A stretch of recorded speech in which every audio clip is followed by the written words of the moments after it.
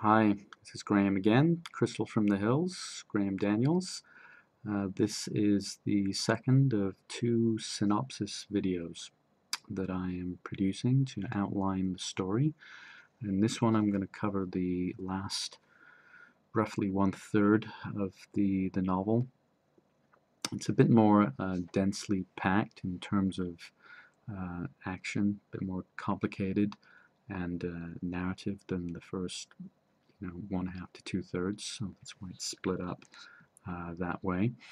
If you watched the first video, you may recall, picking up from where I left off, that two police officers have shown up at the front door of Chris Levitt, or Crystal as he is nicknamed. He is at his Aunt Jenny's house. He's been holed up there for about 24 hours, a little bit longer.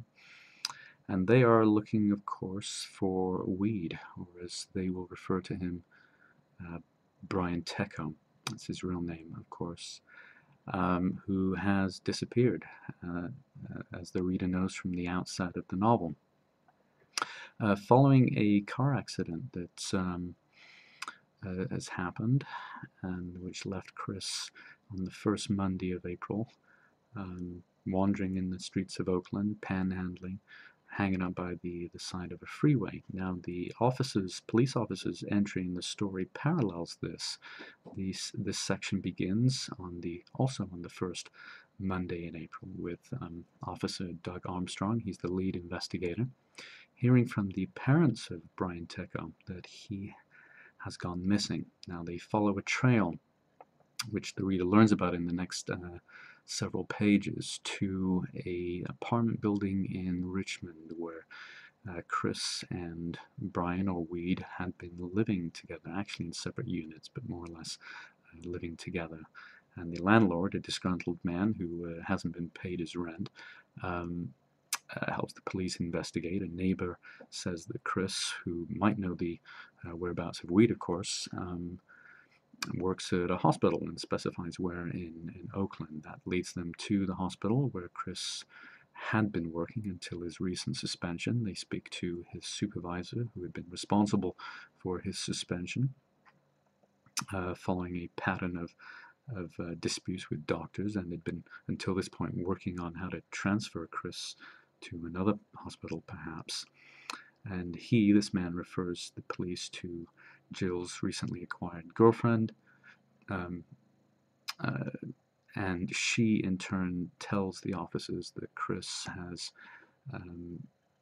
gone to his Aunt Jenny's house in the Oakland Hills. Now, she knows this because Chris had given her his contact address when he decided to leave the previous day with Sweet. A mistake perhaps by Chris, perhaps being sentimental, perhaps a little guilt-induced. They have a difficult relationship. He just didn't want to just disappear on her as he has done with so many others. The officers have a brief Q&A with Chris at Jenny's house, but for the most part choose to want to bring him back to the police department and have a fuller, if still informal, interview with him. It really turns into an interrogation. Now, the two things are concurrently happening, also alongside the tracking of Chris's movements. First of all, Chris is a person of interest to them also because they are aware of his accident. That is a matter of record. This car accident that happened in West Marin. Chris's car went into a river near Stinson Beach, though he has represented it otherwise recently to friends. And this happened more or less around the same time that Weed, or Brian Tecco, has disappeared, so the police are thinking the two events are linked. Also, Chris, and to a great extent Brian, have been gotten much attention from a couple of local gangsters, or thugs if you like, that have been roaming around their West Oakland neighborhood asking after the two men, and most notably Weed, for unknown reasons. Anyway, this has come to the attention of the police through the local grapevine. They pick up the two gangsters, do an interrogation of them, following some pretext of a drug possession. And they tell the story of having assaulted Chris, or tried to assault Chris, so the reader learns these are the same two guys that jumped him the previous day, leading to his wanting to escape back to the hills with Sweet. And also that they report having followed Chris and Weed out to Westmoreland County the previous week. Although they didn't really follow them, they only got as far as just beyond the Richmond Bridge before losing their tail, and the rest is a mystery. And so all this is sort of brought to Chris's attention, or much of this is brought to Chris's attention in the subsequent interrogation with Armstrong and a female subordinate of his, and they are sort of unconvinced by his account, and become somewhat argumentative. Among other things, they question why he left his apartment, whether he met up with Weed in Bolinas versus, that's the town in Westmoreland where they end up, versus driving out there together, which is the story of the two gangsters, but Armstrong is not finding anybody's account particularly reliable. And also there's this sort of comic and I think revealing passage that I like around Chris arguing with them about not calling Weed or his parents after his accident. He says the accident didn't involve Weed, versus simply calling the police. And this bit about how he's lost his cell phone and how he didn't know Weed's number, claiming it was, quote, programmed in, and there's a narrative piece about how memory played no part in his life. And I think what I like about this is that first of all, the reader and the police have to consider the plausibility of this in the era of cell phones and programmed in versus remembered numbers. But also there's this layer around chronic trauma and dissociated way of being that Chris is himself sort of programmed in, and again, memory plays no part in his life. The cops fairly carelessly let him go, actually. This has much to do with the character that is Armstrong, who is somewhat apathetic, has a chip on his shoulder. Like some of the characters in the story, doesn't really like what he's doing for a living, so the reader might note a recurrent theme around that, or the tyranny of workplaces. But his subordinate, Angela Boyd, is the one who's going to be more dogged here and is going to be more engaged in the case and be more significant later on. Now, amid all this interrogation, the reader is also introduced to quite a lot of backstory.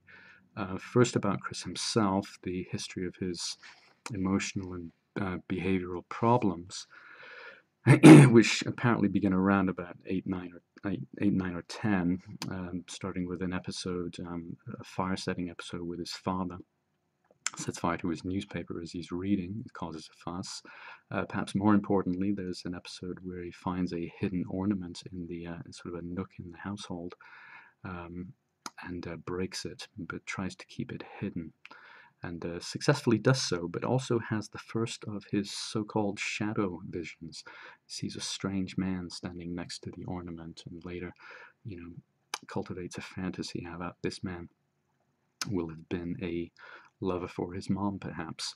And thus begins Chris's long-standing obsession with shadows, malevolent followers, secrets, and so on. We learn the history of his parents' sad, unhappy marriage, that his father was an insecure man who at one point doted on Chris's mother, but quite paradoxically withdrew from her. And they ultimately divorce, and she does have an affair and moves back to the East Coast, New York specifically, where she originally is from. She marries a financier. Among the latter, more dark episodes of Chris's parents' marriage was an incident in which the fathers apparently raped Chris's mother. Chris does not witness this, but he's sort of enjoined into sort of minor nursing of his mother in the aftermath. But perhaps the most shocking recollection in this part of the story is the story that follows the separation. Chris's mother has married a man who's a financier who is killed in the Twin Towers during the 9/11 attacks of 2001. And this is a significant episode for the story, of course, but also for some of the themes in Crystal from the Hills. Chris's mother goes into a trauma-induced depression and becomes strangely, a passive bird aficionado. One of the lines in the narrative is that she learned to appreciate or admire that which could fly peacefully, meaning birds. Now, the reader might quibble that birds can be predatory, so they're not necessarily peaceful, but I thought it an apt sentiment, and this is a sort of backhand reference to, of course, planes flying into buildings.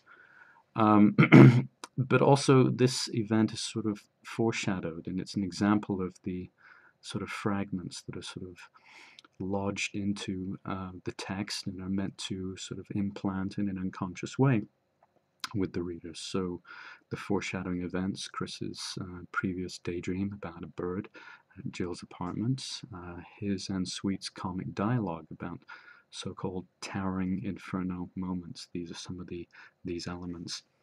Back to the story.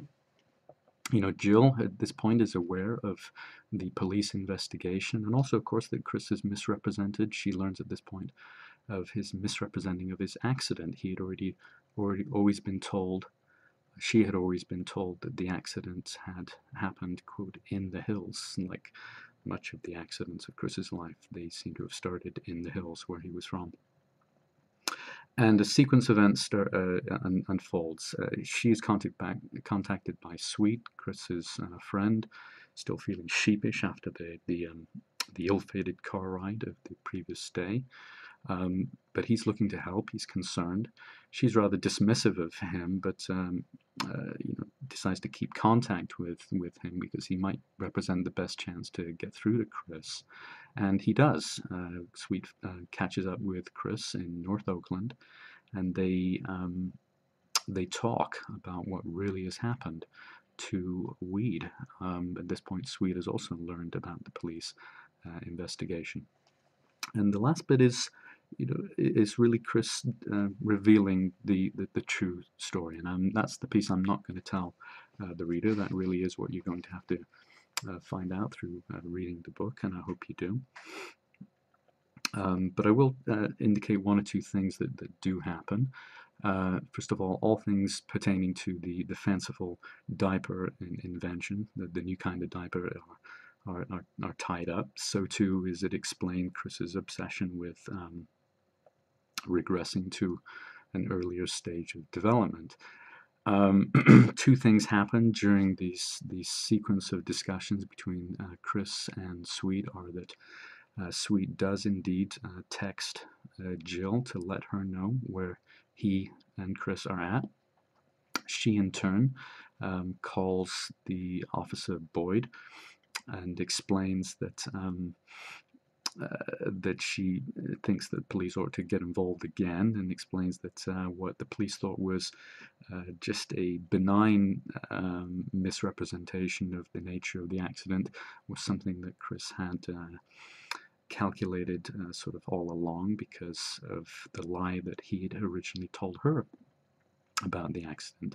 Boyd subsequently convinces Armstrong that the case is worth revisiting, and the police converge on Sweet and Chris, which leads to a climax. And so that's more or less the story of Crystal from the Hills. I may add another video to discuss a little bit more some of the themes of the story. And if you've listened thus far, I don't need to perhaps say anything about grabbing your interest. You haven't done this just to be nice. There's nothing nice about being nice, is one of the lines uttered by Chris's aunt and mentor, Jenny. So once again, Crystal from the Hills, Graeme Daniels, a novel. Thanks for listening.